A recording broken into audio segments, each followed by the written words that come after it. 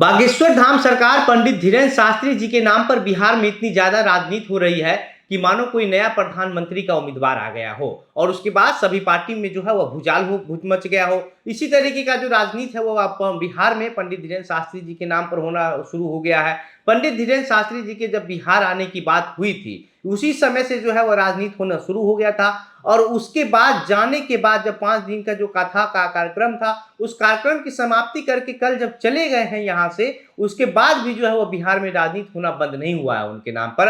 आप समझिए कि किस तरीके से कथावाचक के नाम पर जो राजनीतिक पार्टियां हैं वो अपने अपने फायदा के लिए बयानबाजी करती है, कोई पक्ष में कोई विपक्ष में। लेकिन बात यही है कि कोई कथावाचक अगर किसी राज्य में कथा करने जा रहा है तो वहां पर भी जो है वह राजनीतिक पार्टियां जो है वह अपना वह जो जगह है वो ढूंढ लेती है कि उसको किस तरीके से राजनीति करना है, क्या बोलना है क्या नहीं बोलना है। और इस तरीके से जो है वह बाबा के नाम पर बिहार में राजनीति शुरू हो गई है। और कल जब बाबा अपने मध्य प्रदेश के छतरपुर जाने के लिए चार्टेड प्लेन में बैठने के लिए एयरपोर्ट पहुंचते हैं, एयरपोर्ट पहुंचने के बाद जो है वो जैसे ही उनके समर्थक लोगों को पता चलता है कि बाबा एयरपोर्ट से जाने वाले हैं, उसके बाद कुछ लोग जो है वो एयरपोर्ट पहुंच जाते हैं और एयरपोर्ट पहुंचने के बाद बाबा का एक झलक देखने के लिए बेकरार हो जाते हैं। और उसके बाद जो हुआ है आगे हम इस वीडियो में आपको विस्तार से बताएंगे। लेकिन उससे पहले नमस्कार, मेरा नाम घनश्याम सिंह है और आप द बिहार प्रोजेक्ट देख रहे हैं। दरअसल बाबा जब एयरपोर्ट पहुंचते हैं तो जो बाबा के समर्थक हैं, जो भक्त हैं, जो श्रद्धालु लोग हैं वह अभी जो है पहले से ही एयरपोर्ट पर पहुंचे होते हैं।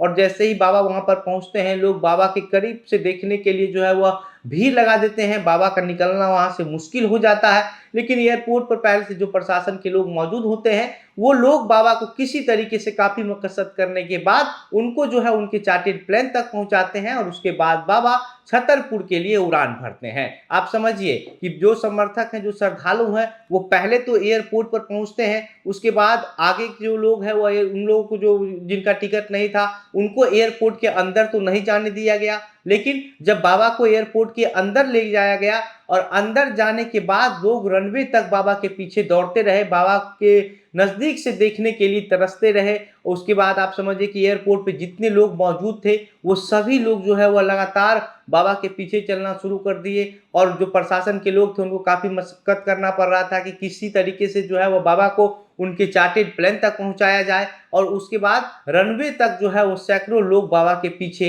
दौड़ रहे थे। इसके बाद बिहार में जो है वो राजनीति होनी शुरू हो गई। जदयू के मुख्य प्रवक्ता और एमएलसी नीरज कुमार कहते हैं कि सबसे पहले तो सवाल यही है कि आखिर सनातनी बाबा के पास जो है वह चार्टेड प्लेन कहां से आया, इसका जवाब बीजेपी को देना चाहिए। और इसके बाद राजद के प्रवक्ता कहते हैं कि जो ये स्थिति था वह अफगानिस्तान जैसा माहौल जो है वो देखने को मिला है, जो विमानन विभाग है उसको इस बात की जांच करनी चाहिए। और इसके अलावा नीरज कुमार भी कहते हैं कि एयरपोर्ट अथॉरिटी ऑफ इंडिया को भी इस बात की जांच करनी चाहिए कि आखिर इसमें कौन गड़बड़ी किया, क्या चूक हुई है। किसी बेग बाबा की वजह से हजारों लोगों की जान को खतरे में नहीं डाला जा सकता है। एयरपोर्ट का जो नियम कानून होता है उसको पूरी तरीके से धज्जियां उड़ा दी गई है और इसमें जो भी लोग दोषी पाए जाते हैं इसकी जांच होनी चाहिए और दोषी लोगों पर कार्रवाई होनी चाहिए। इसकी मांग जो है वो जदयू के प्रवक्ता नीरज कुमार कर रहे हैं। साथ ही साथ राजद के प्रवक्ता मृत्युंजय तिवारी कहते हैं कि अफगानिस्तान जैसा माहौल वहां पर बन गया है।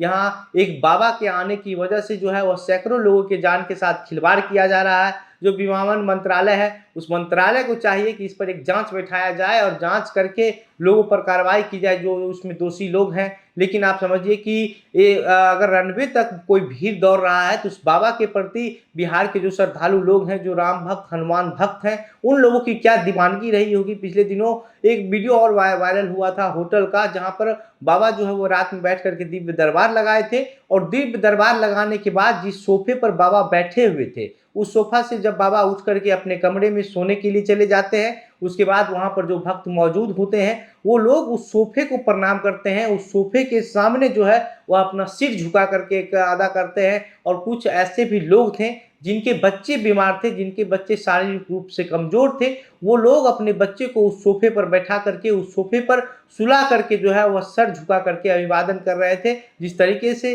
किसी भगवान के सामने, किसी बाबा के सामने किया जाता है तो जो लोग हैं वह उस सोफा को पर जो है वह उसके सामने सर झुकाकर जो है वो शीश झुका रहे थे। लेकिन राजद और जदयू की तरफ से बयान आने के बाद बीजेपी जो है वो अभी खुल करके बाबा के समर्थन में खड़ी हुई है। बीजेपी का कहना है कि बाबा का जो कार्यक्रम रहा वह पूरी तरीके से सफल रहा और इसके वजह से जो है वह विरोधी करने वाले लोगों के मुंह पर तमाचा जरा है और इस वजह से बौखलाहट में वो लोग जो है इस तरीके का बयानबाजी कर रहे हैं, कुछ से कुछ जो बात है वो बना रहे हैं। कोई दिक्कत नहीं है इसमें, कोई इसमें बुराई नहीं है, कुछ इस तरीके का चीज़ें जो है कुछ गलत वहाँ पर हुआ भी नहीं है, लेकिन जानबूझ करके जो है वह भाजपा वो जदयू और राजद वाले लोग इस तरीके से बयानबाजी करते हैं ताकि उनको जो है जलन हो रहा है उनको इस बाबा के जाने के बाद भी बिहार में कितने दिनों तक जो है वो राजनीतिक पार्टियां बाबा के नाम पर अपना राजनीति करते रहती है। आप क्या सोचते हैं इस पूरे मामले पर? अपनी प्रतिक्रिया हमें कमेंट बॉक्स में लिख करके बताइए। मेरा नाम घनश्याम सिंह है, आप द बिहार प्रोजेक्ट देख रहे थे। बहुत बहुत धन्यवाद।